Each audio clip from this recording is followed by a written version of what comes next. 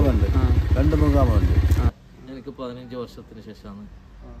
അസ്സലാമു അലൈക്കും വറഹ്മത്തുള്ളാഹി. പ്രിയപ്പെട്ടവരെ, സുഹൈൽ കനിയാലിയാണ്. ഇൻഷാ അല്ലാഹ് നമുക്ക് ഇന്ന് പോകാനിരിക്കുന്നത് കാസർഗോഡ് ജില്ലയിലെ എത്ര ആർക്കും അറിയാത്ത നീലേശ്വരത്തുള്ള കമ്മാടം എന്ന് പറയുന്ന സ്ഥലത്തേക്കാണ്. അവിടെ വലിയ കറാമത്തുകൾക്ക് സാക്ഷ്യം വഹിച്ച ഒരു മക്കാമുണ്ട്. അവിടത്തേക്കാണ് നമ്മൾ പോകുന്നത്. ഇൻഷാ അല്ലാഹ് ഈ വണ്ടിയിലാണ് നമ്മൾ പോകുന്നത്. ഞാനും എൻ്റെ കൂടെ ഔഫയുമുണ്ട്. ബാക്കിയായിരുന്നു നമുക്ക് പോയിട്ട് കാണാം. അങ്ങനെ ഞങ്ങൾ പുറപ്പെട്ടിരിക്കുകയാണ്. ഏകദേശം എത്ര കിലോമീറ്റർ ഉണ്ടാവും? ഒരു 80-85. ഒരു 80 ചില്ലര കിലോമീറ്റർ ഉണ്ടാവും അല്ലേ? ഏത് വഴിയിലൂടെയാണ് പോകുന്നത്? പെരിയ വഴിയിലൂടെയാണ്. പെരിയയിലൂടെയാണ് പോകുന്നത്. ബാക്കി കൃത്യമായ വഴി അറിയില്ല. പക്ഷെ അത് ബാക്കി നമുക്ക് പോകുമ്പോൾ ആൾക്കാരോട് ചോദിച്ച് മനസ്സിലാക്കി പോവാം. കാസർഗോഡിൻ്റെ അങ്ങേയറ്റം നീലേശ്വരം, അതായത് നമ്മുടെ ജില്ലയുടെ അതിർത്തിയാണല്ലേ, അങ്ങോട്ടേക്കാണ് പോകുന്നത്. അപ്പോൾ ഇൻഷാ അല്ലാഹ് നമ്മൾ ബൈക്കാണ് തിരഞ്ഞെടുത്തത്. പോകുമ്പോൾ സ്കൂട്ടി ഉണ്ടായിരുന്നു, പക്ഷെ ബൈക്കാണ് തിരഞ്ഞെടുത്തത്. ബൈക്ക് തിരഞ്ഞെടുക്കാനുള്ള കാരണം എന്താണ്? സ്കൂട്ടിയേക്കാൾ നമുക്ക് ബെറ്ററല്ലേ ബൈക്കല്ലേ. ഒരു യാത്രയ്ക്ക് സ്കൂട്ടിയേക്കാളും ബൈക്കാണ് നല്ലതെന്നാണ് പ്രശസ്ത സഞ്ചാരി ഔഫ നമ്മോട് പറഞ്ഞത്. നമുക്ക് ബാക്കി പോകുമ്പോൾ കാണാം.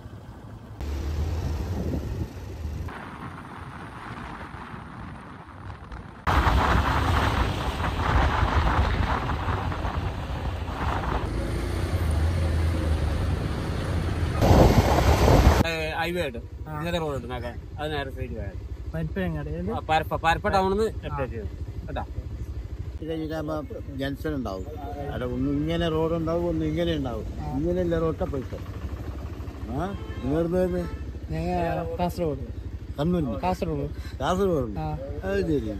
കാസർഗോഡ് എടുത്താ പിന്നെ പറ്റ അറിയാത്തത് അത് ഇങ്ങനെ വന്നത് കുമ്പള അങ്ങോട്ട്. ഞങ്ങൾ കുമ്പള കാസർഗോഡ് കാസർഗോഡ് കുമ്പള അങ്ങോട്ട് ബന്ദിയാട് ബദിയെടുക്കാൻ കുമ്പള ഞങ്ങൾ ഫസ്റ്റ് ഇടുന്നു. എന്നത്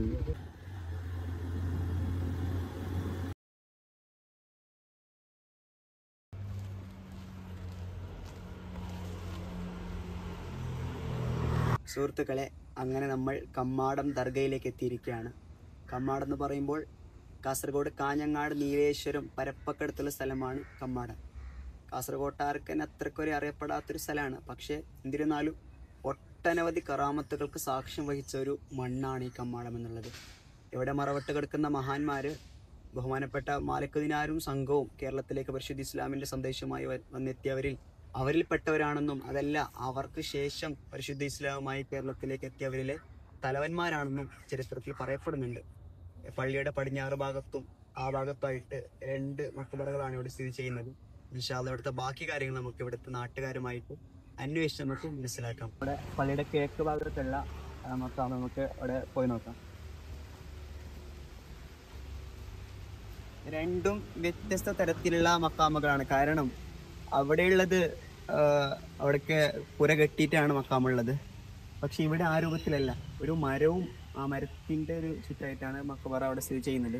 പഴയ ഒരു പുരാതന ശൈലി തന്നെയാണ് ഇതിൻ്റെ ഈ മക്കബറക്കുള്ള ഒരു കവാടമുള്ളത്. ഒരു ചെറിയ ഓട് കെട്ടിയിട്ടുള്ളൊരു ചെറിയ കവാടാണ്. ഇതിൻ്റെ അകത്തൊരു വലിയൊരു മരമുണ്ട്.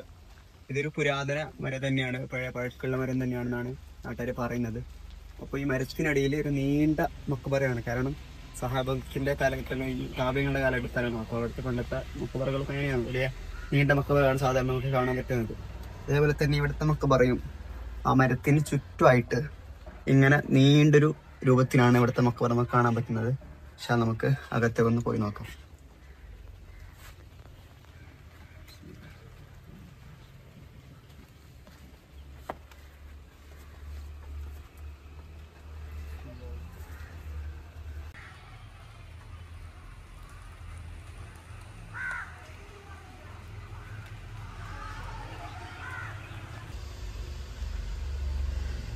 സത്യം പറയുകയാണെങ്കിൽ വല്ലാത്തൊരു ആത്മീയാനുഭൂതിയാണ് ഇവിടെ വന്നാൽ നമുക്ക് ലഭിക്കുന്നത്. ഇവിടുത്തെ ഒരു അന്തരീക്ഷം തന്നെ നമുക്ക് കാണാൻ പറ്റും. ഒരു മരങ്ങളെ കൊണ്ട് നിറഞ്ഞൊരു തണൽ നിറഞ്ഞൊരു സ്ഥലമാണിത്. അപ്പോൾ വല്ലാത്തൊരു മനസ്സിനെന്തോ വല്ലാത്തൊരു കുളിർമയാണ് ഇവിടെ വന്നപ്പോൾ നമുക്ക് കിട്ടുന്നത്. അവിടെ നമുക്ക് ഉസ്താദന്മാരൊക്കെ പറഞ്ഞത് എന്താണ്, ഇവിടെ എന്തുദ്ദേശം വെച്ചാണോ വരുന്നത് അതിനുള്ള മരുന്ന് ഇവിടെ ഉണ്ടെന്നാണ്. അപ്പോൾ എന്താണോ, അപ്പോൾ ചിലപ്പോൾ വഴിയൊക്കെ ദൂരത്തായിരിക്കും, ഒരു ഉൾപ്രദേശമാണ്, പക്ഷെ എന്തുകൊണ്ടും എല്ലാവരും എത്തിപ്പെടേണ്ട ഒരു സ്ഥലമാണ്. എന്ത് മുറാദ് വെച്ച് വന്നാലും അത് ഹാസിലാകാൻ പറ്റുന്നൊരു സ്ഥലം കൂടിയാണ്. അതുകൊണ്ട് ആരും വരാൻ മടിക്കരുത്. എല്ലാവരും നല്ല ഉദ്ദേശത്തോടു കൂടെ വരണം. നീത്ത് നന്നാക്കി വന്നാൽ അത് എന്തായാലും പൂർത്തീകരിച്ച് കിട്ടുന്നുള്ളൊരു ഉറപ്പ് ഈ നാട്ടുകാർ നമുക്ക് തരുന്നുള്ളത് കൊണ്ടാണ് ഞാൻ ഇത്രക്കും കാര്യമായിട്ട് ഇത് പറയാനുള്ള കാരണം. മറ്റേ മക്ബറ പള്ളിയുടെ പടിഞ്ഞാറ് വശത്താണ്. അപ്പോൾ വ്യത്യസ്ത ശൈലിയാണ് രണ്ട് മക്കാമും. കാരണം അതൊരു പുരാതന ശൈലിയിൽ തന്നെയാണ് നിലകൊള്ളുന്നത്. പക്ഷേ ഇവിടുത്തുള്ള മക്ബറ അതിൻ്റെ പുഴയ്ക്ക് തെറ്റി പരിസരിച്ചൊരു രൂപത്തിലാണ് ഇവിടുത്തെ മക്കാമും നമുക്ക് കാണാൻ പറ്റുന്നത്. അവിടെ ഇവിടെ 2 മക്ബറകളുണ്ട്. അതായത് അവിടുത്തെ ഭാര്യയും അതുപോലെ തന്നെ സഹോദരനും ആണെന്നും പറയപ്പെടുന്നുള്ളതല്ലാത്ത മറ്റ് അഭിപ്രായങ്ങളും ആൾക്കാർ പറയുന്നുണ്ട്. കൃത്യമായ രേഖകളില്ലാത്തത് കൊണ്ട് എന്താണ് നമുക്ക് വ്യക്തമാക്കി പറയാൻ പറ്റൂല. എന്നിരുന്നാലും 2 മക്ബറകളാണ് ഇവിടെ ഉള്ളത്.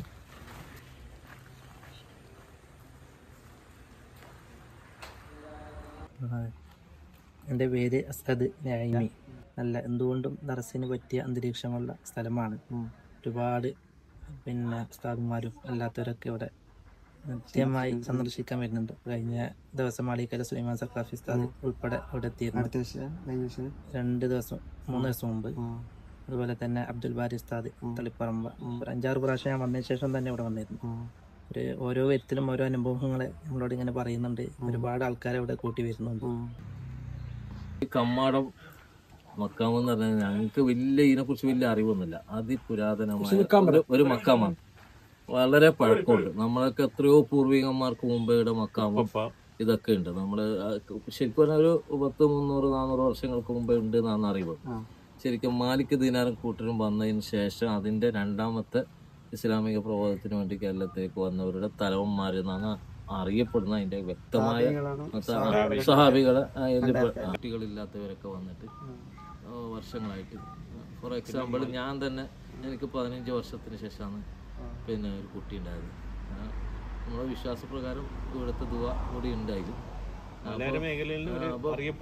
ഇവിടുന്ന് ഈ മഹലിൽ നിന്നാണ് ഇവിടെ ഈ പരിസരത്തിലെ എല്ലാ മഹലിലും പോയത്. ഏകദേശം എല്ലാം അതെ. അപ്പൊ ഒരുപാട് ആൾക്കാർ സ്വപ്ന ദർശനത്തിൽ കൂടി വരുന്നവരുണ്ട്. ഇപ്പം അജ്മീർന്ന് മുത്തുപട്ടനാവൂർ ഇങ്ങനെ ഒരുപാട് മക്കാമിൽ നിന്ന് വരുന്നവരുണ്ട് ഇവിടെ. അപ്പോൾ അവരോട് ചോദിക്കുമ്പോൾ നിങ്ങൾക്ക് എങ്ങനെയാണ് പരിചയം എന്ന് പറയുമ്പോൾ അവർ പറയും ഞങ്ങളിങ്ങനെ സ്വപ്നത്തിൽ കാണിച്ച അങ്ങനെ. ഒരുപാട് പണ്ഡിതന്മാർ. പ്രവാസി കമ്മിറ്റിയുടെ പ്രസിഡന്റാണ് ഞാൻ. ജമാഅത്തിന്റെ സെക്രട്ടറി, ഇത് ജമാഅത്തിന്റെ പ്രസിഡന്റ്. ഇവിടത്തേക്ക് നീലേശ്വരത്ത് നിന്ന് വരികയാണെങ്കിൽ നീലേശ്വരം വഴി ചായോത്ത് അതുപോലെ തന്നെ നെല്ലെടുക്കം വഴി വളരെ എളുപ്പം 21 കിലോമീറ്ററേ ഉള്ളൂ നീലേശ്വരത്ത് നിന്ന്. കാഞ്ഞങ്ങാടൊക്കെ പോവുകയാണെങ്കിൽ ഈ വഴി ഒടയഞ്ചാൽ വഴി പാറപ്പള്ളി അങ്ങനെ പോകും. 30 കിലോമീറ്റർ. കാസർഗോഡ്, കാഞ്ഞങ്ങാട്, കാസർഗോഡ് ഇങ്ങനെ 2 സ്റ്റേഷൻ ഉപയോഗിക്കുക. നീലേശ്വരം റെയിൽവേ സ്റ്റേഷൻ ഉപയോഗിക്കുക, കാഞ്ഞങ്ങാട് റെയിൽവേ സ്റ്റേഷൻ ഉപയോഗിക്കുക. പയ്യന്നൂരിൽ നിന്ന് ചീമേനി വഴി അങ്ങനെയും വരാം. ഏത് ഭാഗത്ത് ഈ ഏകദേശം ഒരു ആവറേജ് 1/4 മണിക്കൂർ കൊണ്ട് നമുക്ക് കാസർഗോഡ്, കാഞ്ഞങ്ങാട്, പയ്യന്നൂര്, ചെറുവത്തൂര് ഇവിടെ ഒക്കെ എത്താൻ പറ്റുന്നതാണ്. ബസ് സൗകര്യമുണ്ട്, റോഡ് സൗകര്യമുണ്ട്. നമ്മളിവിടെ എത്തിയ സമയത്ത് ഇവിടുത്തെ ദർസിലെ മുത്താരിങ്ങളെ ക്യാൻറ്റീനാണിത്. നമുക്കിവിടെ ഒരു ഉച്ച കഴിഞ്ഞ സമയത്താണ് നമ്മൾ ഇവിടെ എത്തിയത്. ഭക്ഷണം കഴിച്ചില്ല. നമ്മുടെ കമ്മിറ്റിക്കാരോട് ഭക്ഷണം കഴിക്കാൻ പറഞ്ഞു. സന്തോഷമായി.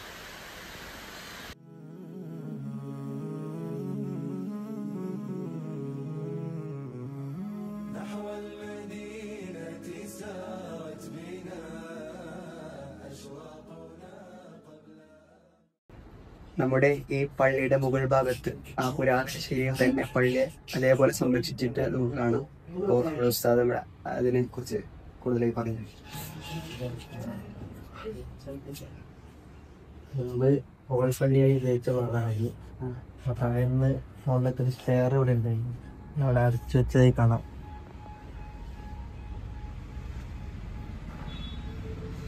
മുകളില് പള്ളിയായിട്ട് ഉപയോഗിക്കുന്ന പണ്ട് മുതൽ അവരെ കാലത്ത് തന്നെ കെട്ടിവെച്ച പള്ളിയാണ് പറയപ്പെടുന്നത്. 300 വർഷം ഇപ്പൊ അറിവിലുള്ളവരെ പഴക്കം പറയുന്നുണ്ട്. പഴയ ജനാലയും എൽക്കൂരയും തന്നെ ഇപ്പൊ ഉണ്ട്. കൂട്ടിയെടുത്തതിന് ശേഷമാണ് ഇത് ഉപയോഗം ഇല്ലാതായത്. ഇറങ്ങാൻ പറ്റൂല. ഇറങ്ങി ജനൽ പറഞ്ഞാൽ വിളിച്ചോട്ട്.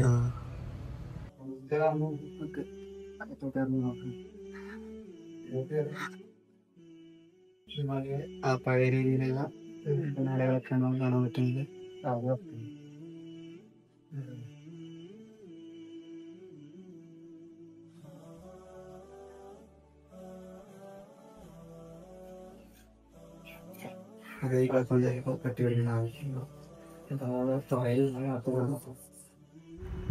ഏകദേശം 300-400 വർഷം പഴക്കമുള്ള പള്ളിയുടെ ഉൾഭാഗമാണ് നമ്മൾ ഈ കാണുന്നത്.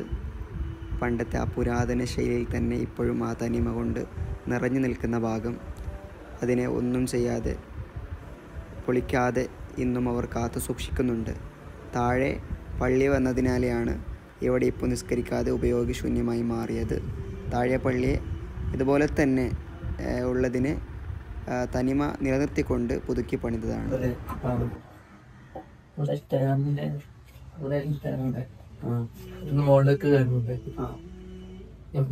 കണ്ട സ്ഥലം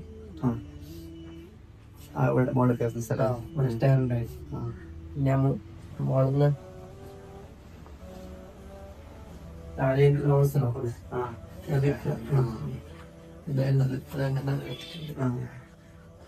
പറഞ്ഞു എന്തോ പണ്ട് ഇനി കണ്ട പ്രകാരം തന്നെ 4 വർഷം പഴക്കെന്തോ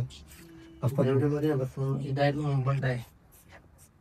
പിന്നെ ഓപ്പൺ ഡോർ ജനൽ പുറത്തുനിന്ന് ഇങ്ങോട്ട് കാണാം. ഇപ്പൊ അത് അങ്ങനെ നിർത്തിയിട്ട് ഇവിടെ കവറില്ല. അതേ രൂപത്തിൽ പരിഷ്കരിച്ചേ പണ്ടത്തെ തുറന്ന് മുമ്പ് പള്ളിയിലേക്ക് കയറുന്ന ഡോർ ഇതായിരുന്നു. അപ്പൊ അത് കാണാം.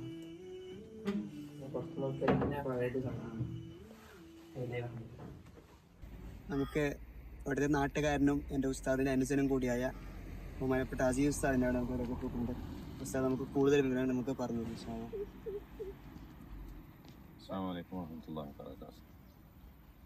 കമ്മാടം എന്ന് പറഞ്ഞാൽ വളരെ ചരിത്ര പ്രസിദ്ധമായ വളരെ പഴക്കമുള്ള ഒരു മക്കാമാണ്. ഒക്കെ അറിയപ്പെടുന്ന കുത്തുബി ഇവിടെ പിന്നെ വന്നിട്ടുണ്ട്. പിന്നെ മടവൂർ ഇവിടെ വന്നിട്ടുണ്ട് വിഹാരത്തിന് പല പ്രാവശ്യം. മടവൂർ വന്നൊക്കെ ആണെങ്കിൽ പാറപ്പള്ളിയിൽ നിന്നും അടുത്ത ഒരു 2 വർഷത്തിന്റെ അടുത്തായിട്ട് മുമ്പ് മരണപ്പെട്ട പാറപ്പള്ളി മക്കാമിന്റെ ഖാദിമകളായിട്ട് കുറെ കാലം 10-50 വർഷത്തോളം കൂടുതൽ വർഷത്തോളം ഉണ്ടായ മമ്മി എല്ലാവർക്കും അറിയപ്പെടുന്നു. അപ്പൊ മൂപ്പര് തന്നെ അത് അക്കാലത്ത് കൂടുതൽ വസ്തു വാങ്ങാനൊന്നും ഇല്ലാത്ത സമയത്ത് തന്നെ എന്തായിട്ടുണ്ട്. പിന്നെ ഇങ്ങോട്ട് ഓരോ പ്രദേശമാണല്ലോ ഇത്.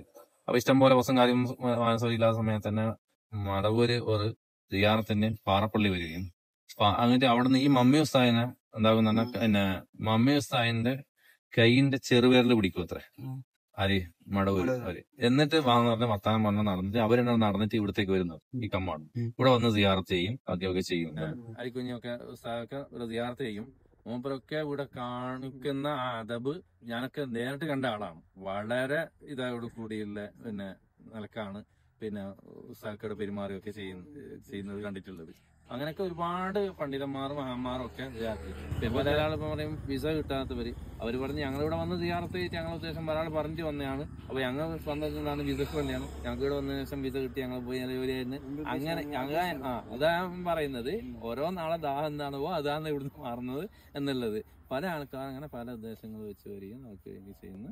ഞങ്ങൾക്ക് മുന്നോട്ട് നീങ്ങിയാൽ ഇവരോടൊപ്പം വന്ന മറ്റു ചില മഹാന്മാരുടെ ഖബറുകൾ ഈ ഭാഗത്തായാണ് സ്ഥിതി ചെയ്യുന്നത്. അബ്ദുൽ ബാരി വൈസി അറിയാം. തലപ്പറമ്പ് അബ്ദുൽ ബാരി വൈസി, അതായത് നമ്മളെ സായദിയിലുള്ള സാലി ഉസ്താദിന്റെ ജ്യേഷ്ഠൻ അബ്ദുൽ ബാരി വൈസി ഉസ്താദ് ഇപ്പൊ ഈ അടുത്ത് പോലും എന്തായാലും ഇവിടെ വന്നിട്ട് ഈ പറഞ്ഞ അന്ന് ഉസ്താദ് വരുമ്പോൾ നല്ല വൃത്തിയുണ്ട്. ഇവിടെ ഇത്ര കാട് കയറുന്നില്ല. ഇവിടെ വന്ന് രാത്രി അടക്കം വന്ന് സിയാറത്ത് ചെയ്തിട്ട് കൂടുതൽ സമയം ഇവിടെ ചെലവഴിച്ച് പോയിട്ടുണ്ട്. അങ്ങനെ ഉസ്താദ് ക്ഷണിച്ചിട്ട് ഉസ്താദിന്റെ കൂടെ ഞങ്ങൾ പോവാണ്. എങ്ങോട്ടാണെന്ന് അറിയില്ല, നോക്കാം. ബഹുമാനപ്പെട്ട അസീസ് ഉസ്താദിന്റെ കൂടെ ഉസ്താദിന്റെ വീട്ടിലേക്ക് വന്നിരിക്കുകയാണ്. ചെറിയ ചായ കുടിക്കാൻ വേണ്ടി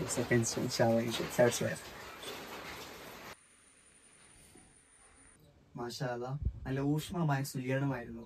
ഇൻഷാ അല്ലാഹ് നമുക്ക് പോയാലോ.